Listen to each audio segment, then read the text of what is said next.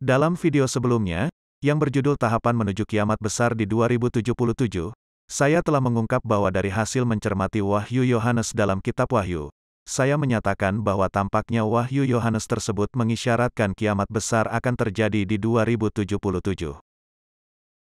Yang menarik karena hipotesis ini tampaknya sesuai pula dengan hitungan gematria dari kalangan mistikus Yahudi. Bahkan, hal ini tampaknya telah dikemas oleh para intelektual Freemason dalam kultur pop yang sedang digandrungi dunia saat ini, yaitu video games.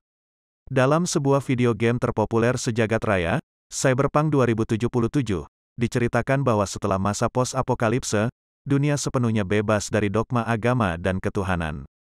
Background cerita video game Cyberpunk 2077 ini seperti ingin menyampaikan pesan, tafsir dari tradisi agama Samawi bahwa kiamat akan terjadi di 2077 adalah keliru, karena kenyataannya kehidupan dunia masih terus berlangsung.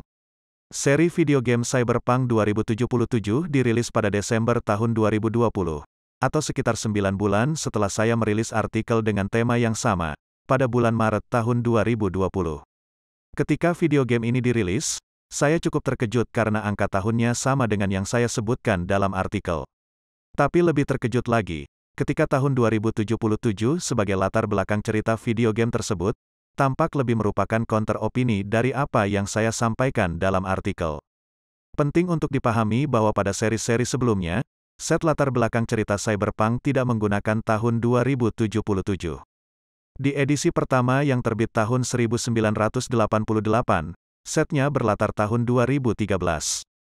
Karena itu umum dikenal sebagai Cyberpunk 2013. Mereka menggunakan tahun 2013, tampaknya untuk counter opini bahwa kiamat tahun 2012 yang diprediksi oleh suku Maya bukanlah kiamat yang benar-benar akan mengakhiri kehidupan dunia. Di edisi kedua, yang terbit tahun 1990, ceritanya berlatar tahun 2020. Karena itu seri ini diberi judul Cyberpunk 2020. Di edisi ketiga, yang terbit tahun 2005, ceritanya berlatar tahun 2030. Di edisi keempat, yang terbit pada November tahun 2020, ceritanya berlatar 2045. Edisi keempat ini berjudul Cyberpunk Red. Dan tiba-tiba, 2 bulan kemudian, yakni pada Desember tahun 2020, latar belakang Cyberpunk berubah drastis, dari berlatar tahun 2045 dipindah ke set yang berlatar tahun 2077. Jadi, pencipta game ini seperti tiba-tiba mendapat pencerahan, sehingga dengan keyakinan penuh, merubah set cerita video game hanya dalam waktu 2 bulan. Dari mencermati pemilihan latar belakang tahun pada beberapa seri Cyberpunk sebelumnya, saya mendapat kesan bahwa tahun yang dipilih tersebut, merupakan counter opini terhadap prediksi kiamat yang viral dalam informasi publik dunia. Cyberpunk 2013, merupakan counter opini untuk prediksi suku Maya, bahwa kiamat akan terjadi di tahun 2012.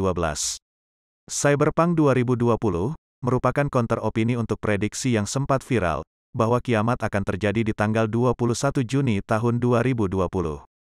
Cyberpunk 2030 dan Cyberpunk Red yang berlatar 2045, counter opini untuk prediksi bahwa tahun antara 2030 hingga 2045 adalah masa kehancuran bumi, akibat perang nuklir dan atau akibat perubahan iklim.